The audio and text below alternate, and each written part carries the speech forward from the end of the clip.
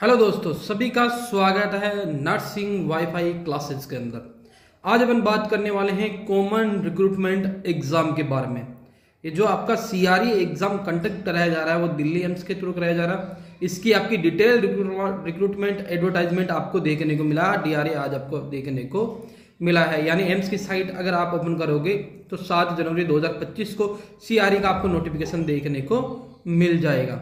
अब अपन थोड़ा सा डिटेल से बात कर लेते हैं इसके रिगार्डिंग, इस वैकेंसी के रिगार्डिंग पूरा डिटेल से अपन देख लेते हैं सिनारियो क्यों क्या रहने वाला है। जैसे आपका इसके कुछ इंपॉर्टेंट डेट्स के बारे में बात करते हैं। जो सीआरई जो आपका एग्जाम होने वाला है, ठीक है ना, उसकी जो ऑनलाइन एप्लीकेशन है वो आपकी कब से स्टार्ट है? 31 जनवरी 2025 तक आपकी नॉर्मली ये रहेगी। ये आपकी लास्ट क्लोजिंग डेट है। ये जो एप्लीकेशन रहेगी वो ऑनलाइन एप्लीकेशन आपको फिलअप करना रहेगा। स्टार्टिंग की डेट के बारे में बात करूंगा तो 7 जनवरी 2025 से लेके 31 जनवरी 2025 तक ही आपके फॉर्म फिलअप रहेंगे। उसके अलावा इसके बाद में 11 फरवरी 2025 को इसके कुछ एक्सेप्टेशन देखने को मिलेंगे कि कब आपका एग्जाम अपियर जो रहेगा, अपियर होने के लिए जो आपका एप्लीकेशन स्टेटस है वो किस प्रकार का है, तो ये आपको 11 फरवरी 2025 से देखने को मिलेंगे। इसके अलावा कुछ अगर करेक्शन करने हैं, 11 फरवरी को आपने देखा कि एक्सेप्ट नहीं हुआ है, कुछ रीजन दे रखा है, तो आप 12 फरवरी 2025 से लेके 14 फरवरी 2025 तक क्या कर सकते हो, इस फॉर्म जो आपने फिलअप किया है एक्सेप्ट नहीं हो रहा उसका रीजन पता लगा के, जिससे फोटोग्राफ हो गया या साइन हो गया या कुछ मिस्टेक हो गई, तो उसको आप करेक्ट भी कर सकते हो 14 फरवरी 2025 तक।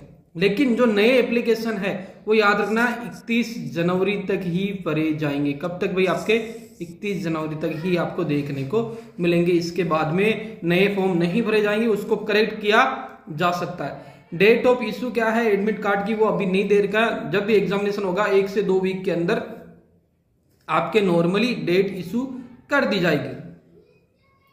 अगर कोई स्किल टेस्ट है तो भी आपका नोटिफिकेशन उसका बाद में प्रोवाइड कर दिया जाएगा। एग्जामिनेशन की डेट कब है? 26 फरवरी से लेके 28 फरवरी 2025 तक आपका एग्जामिनेशन होगा। यानी सीआरई कॉमन रिक्रूटमेंट एग्जामिनेशन के अंदर बहुत सारे अलग अलग आपके डिपार्टमेंट के अंदर वैकेंसी है, तो सभी का एग्जाम 26 फरवरी से लेके 28 फरवरी तक नॉर्मली कंडक्ट कराया जाएगा। बाकी डिटेल के बारे में बात कर लेते हैं अपन थोड़ा सा इसके रिगार्डिंग कि कौन कौन से आपके इंस्टीट्यूट इसके अंदर इंक्लूड है। इसके अंदर इंक्लूड है एम्स अवंतीपुरम इंक्लूड है जो जम्मू एंड कश्मीर का है, एम्स बठिंडा, भोपाल, भुवनेश्वर, बीबी नगर, बिलासपुर, देवगढ़, गोरखपुर, गुवाहाटी, जोधपुर, कल्याणी, न्यू दिल्ली और मंगलगिरी के अलावा नागपुर, पटना, रायबरेली, रायपुर, राजकोट, ऋषिकेश, विजयपुरा। इसके अलावा Atal Bihari Vajpayee institute of medical science and doctor RML hospital new Delhi भी इंक्लूड है। AIIMS central arm force institute जो है वो भी इसके अंदर इंक्लूड है। आपका जो नॉर्मली ईएसआईसी है जो आपका न्यू दिल्ली वाला है वो भी इसके अंदर क्या है? इंक्लूडेड है। आपका रिम्स इंक्लूडेड है, रिपन्स इंक्लूडेड है, regional institute of paramedical and nursing science included है। आपका सफदरजंग हॉस्पिटल इंक्लूड है और रूरल हेल्थ ट्रेनिंग सेंटर जो नजफगढ़ के अंदर है वो भी इंक्लूड है। आपका आईसीएमआर भी इसके अंदर इंक्लूडेड है। तो 28 इंस्टीट्यूट, टोटल 28 इंस्टीट्यूट के अंदर आपको ये वैकेंसी देखने को मिलेगी। बाकी यहाँ एप्लीकेशन प्रोसेस के बारे में बता रखा है कि जो ये वेबसाइट दे रखी है यहाँ से आपको ऑनलाइन एप्लीकेशन फिलअप करना है। बाकी अगर पेमेंट होगा वो ऑनलाइन आएगा। आपका मेल आईडी है जो रजिस्ट्रेशन होगा उस पर आपको सब कुछ चीजें देखने को मिल जाएगी।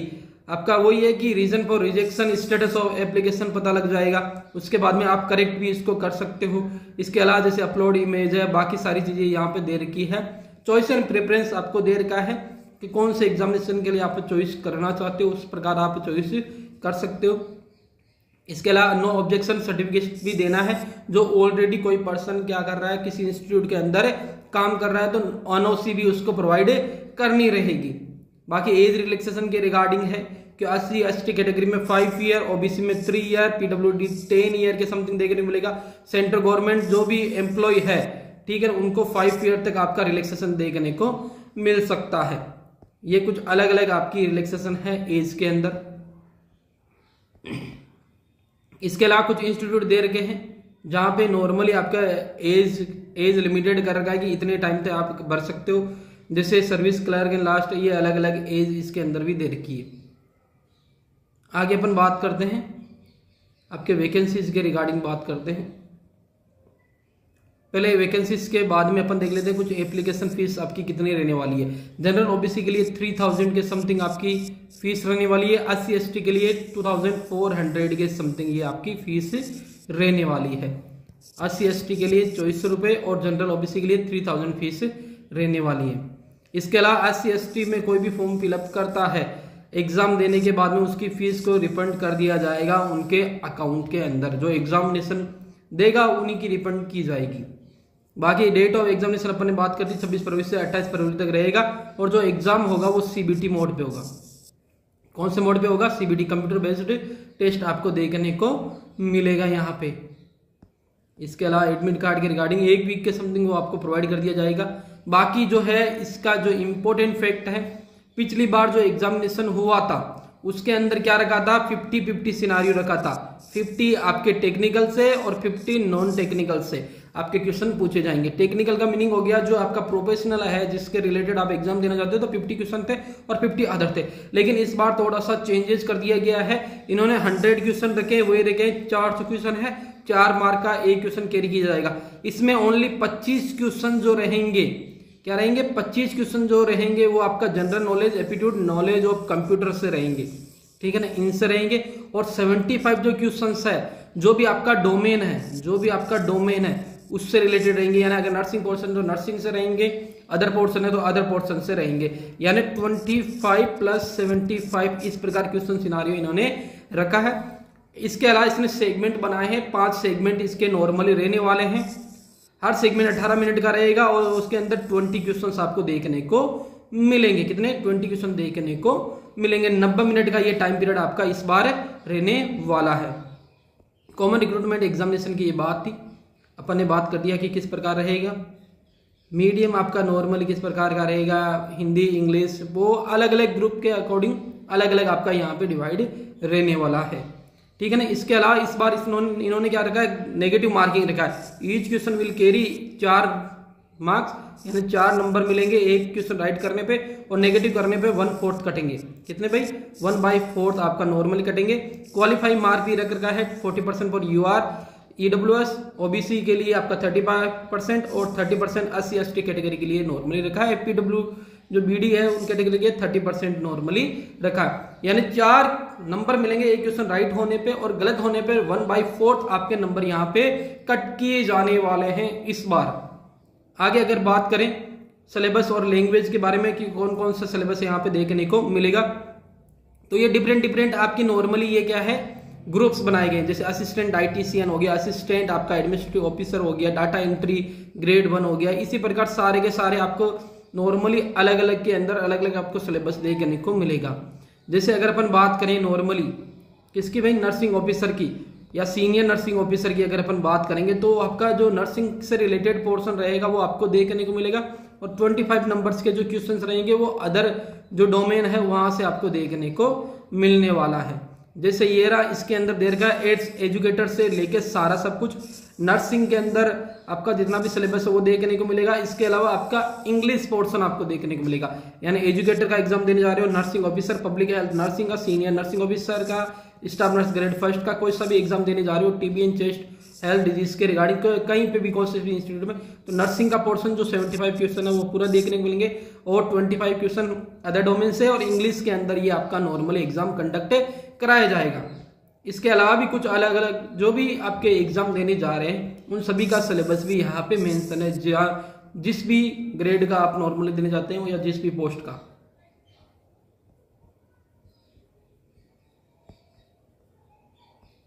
आगे अपन बात करते हैं इसमें कुछ और। जैसे नॉर्मली आपका इसेंशियल क्वालिफिकेशन के रिगार्डिंग अगर बात करें, तो नॉर्मली देखो जो नर्सिंग के एग्जामिनेशन है वहाँ पे अपन डायरेक्ट चलते हैं। बाकी पोस्टों से अपन को उतना कुछ देखना नहीं है। जो आपका नर्सिंग पोर्शन है उस पर अपन फोकस करते हैं। जैसे आपकी पोस्ट आ जाएगी, नीचे आएगी थोड़ा सा,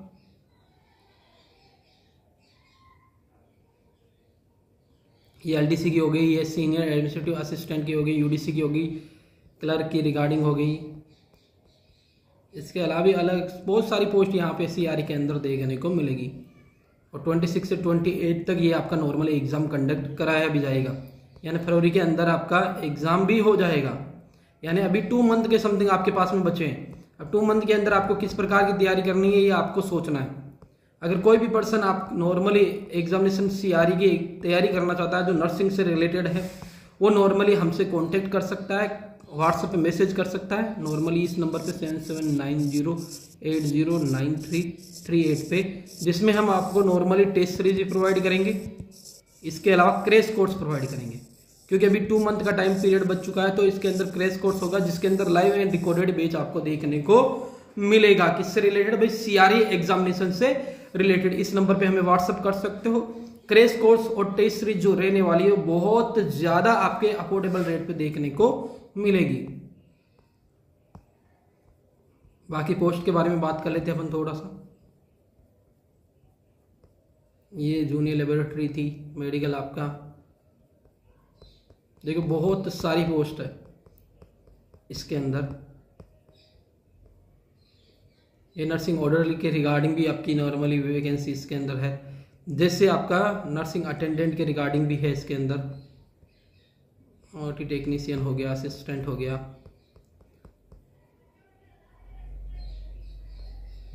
ECG टेक्नीशियन हो गया। यानी अच्छी वैकेंसी है, 2 महीने के अंदर ही एग्जाम है। तो आपको सोचना है कि किस प्रकार की आपको तैयारी करके रखनी है इस बार, क्योंकि बहुत जल्द आपका नॉर्मल एग्जामिनेशन यहाँ पे कंडक्ट कराया जा रहा है, तो आपकी तैयारी भी उसी प्रकार की होनी चाहिए।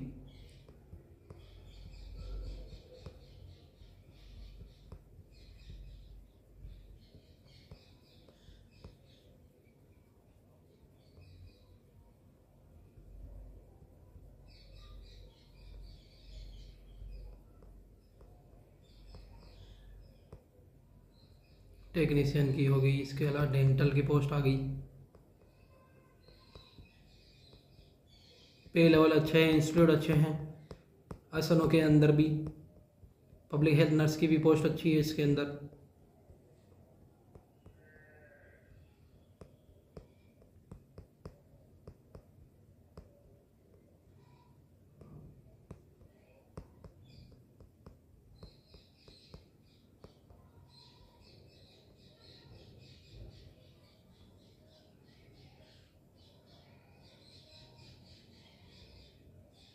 फायर डिपार्टमेंट हो गया, मल्टीपर्पज वर्कर के रिगार्डिंग हो गया, सोशल वर्कर, ये जूनियर हिंदी ट्रांसलेटर हो गई पोस्ट,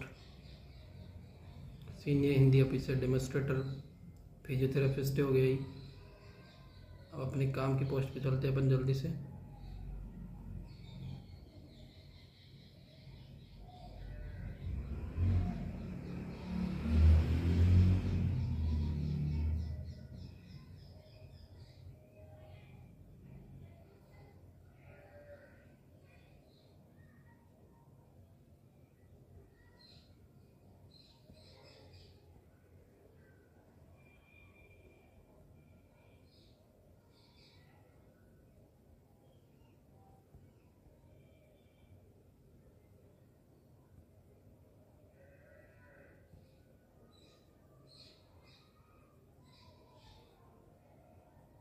अब आपकी नॉर्मल नर्सिंग की कोर्स स्टार्ट हो गई। 54 पे सबसे फर्स्ट है आपका एड्स एजुकेटर कम काउंसलर। एड्स एजुकेटर कम काउंसलर, ये एम्स दिल्ली के अंदर पोस्ट है, पे लेवल 7 है और पोस्ट की संख्या जो है वो एक ही है इसके अंदर।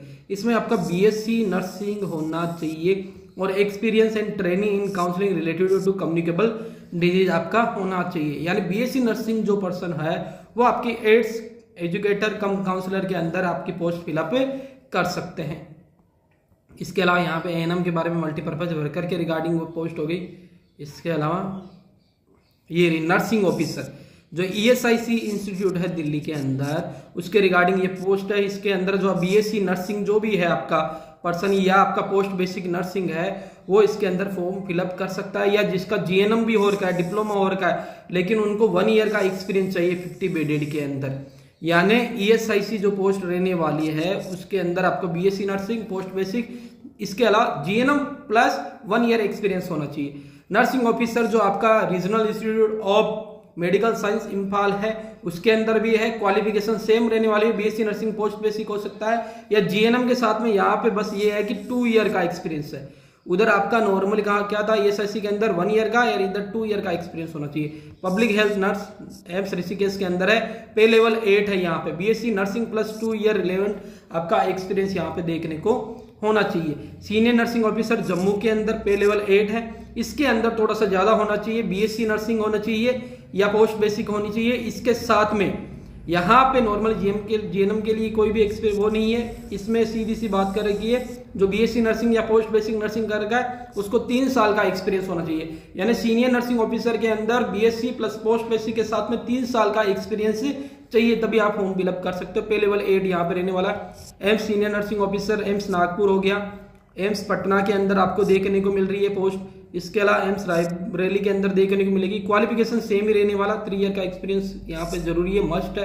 एसएनओ हो गई एम्स बठिंडा के अंदर, देवगढ़ के अंदर हो गया, गोरखपुर के अंदर आपकी पोस्ट देखने को मिलेगी। इसके अलावा आपकी कुछ पोस्ट है जैसे आपका normal TB and chest disease health assistant है, जिसके अंदर एम्स पटना और एम्स रायपुर के अंदर ये पोस्ट है। इसमें बीएससी नर्सिंग आपका होना चाहिए या जीएनएम प्लस 2 ईयर का एक्सपीरियंस आपका होना चाहिए। तो आप TB and chest disease health assistant के तौर पे भी काम कर सकते हो। पे लेवल थोड़ा सा कम है, 6 है, लेकिन वो भी आपका अच्छा खासा पे लेवल यहाँ पे देखने को मिल रहा है।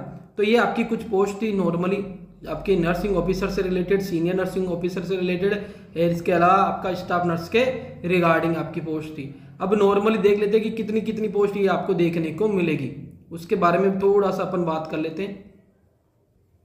ये कुछ पोस्ट स्टाफ नर्स ग्रेड 1 के तौर पे भी आपको देखने को मिलेगी, कुछ सीनियर नर्सिंग ऑफिसर के तौर पे है, कुछ आपका स्टाफ नर्स ग्रेड 1। दोनों का मीनिंग तो सेम ही है, कोई दिक्कत की बात नहीं है इसमें।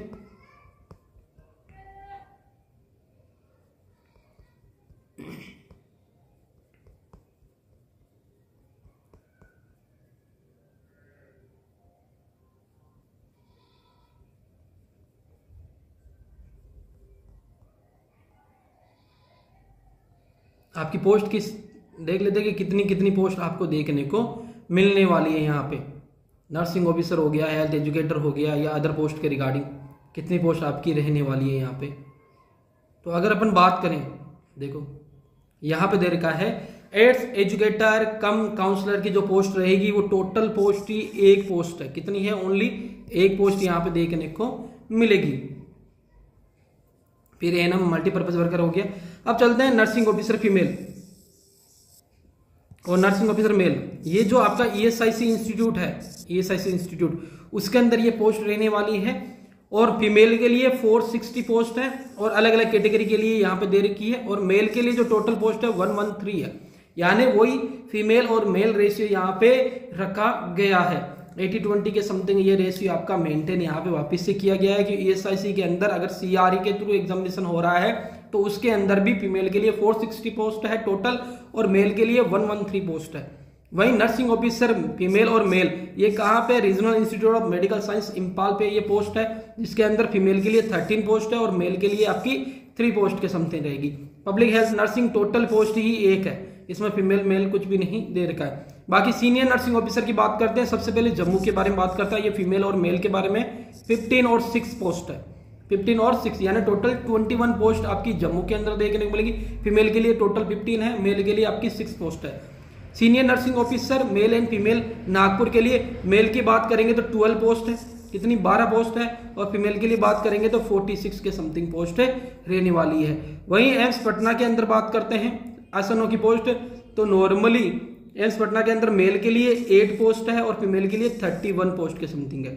Senior nursing officer M Raebareli में मेल के लिए 9 पोस्ट और फीमेल के लिए 40 पोस्ट के समथिंग देखने को मिलेगी।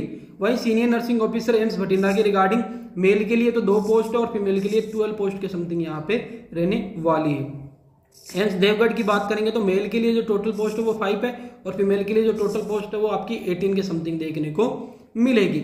स्टाफ नर्स ग्रेड 1 यानी वही एसएनओ के बारे में बात कर रहा है। गोरखपुर के अंदर बात करें मेल के लिए 1, फीमेल के लिए 9 पोस्ट है।